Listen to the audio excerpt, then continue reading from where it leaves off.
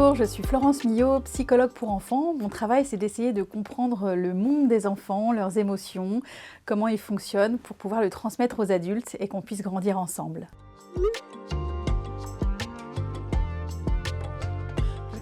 Aujourd'hui, on va parler du sujet de la timidité, parce que je trouve qu'on a beaucoup de clichés sur les enfants timides, à vouloir essayer de leur faire plein d'exercices, les faire sortir de leur bulle, de leur coquille. Et moi, j'avais envie qu'on réfléchisse sur un autre angle pour accepter aussi la part de l'enfant timide. Alors l'image qu'on a d'un enfant timide, c'est un enfant qui est un peu collé à l'adulte, un enfant qui n'arrive pas forcément à s'exprimer, un enfant qui rougit. On a cette image en tête. Et souvent, nous, adultes, on se dit, on peut s'inquiéter parfois, on se dit mais comment il va faire s'il est timide, comment il va se défendre, comment il va s'épanouir.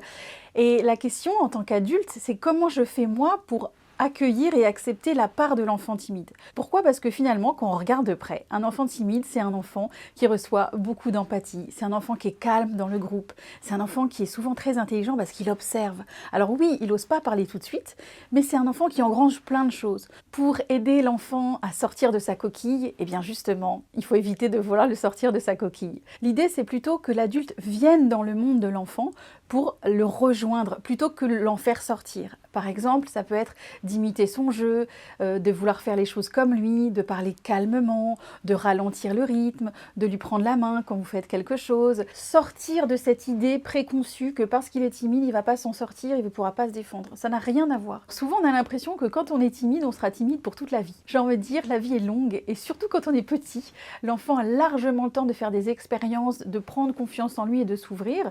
Donc, apprenez à accepter votre enfant comme il est, sauf si c'est lui qui vous dit « Écoute, maman, papa, je me sens pas bien, j'arrive pas à faire des choses, j'ai peur ». Mais ça, c'est pas forcément la timidité. C'est plutôt du manque de confiance en soi. Et ça, on peut l'écouter parce que l'enfant le dit, l'exprime et il a envie de changer. Donc ça, c'est encore un autre accompagnement que l'enfant qui est naturellement timide. Si votre enfant est timide, voici ce qu'il faut retenir. Un enfant timide est généralement un enfant empathique, calme, observateur. Ne cherchez pas à sortir un enfant timide de sa coquille, essayez plutôt d'entrer dans son monde avec douceur.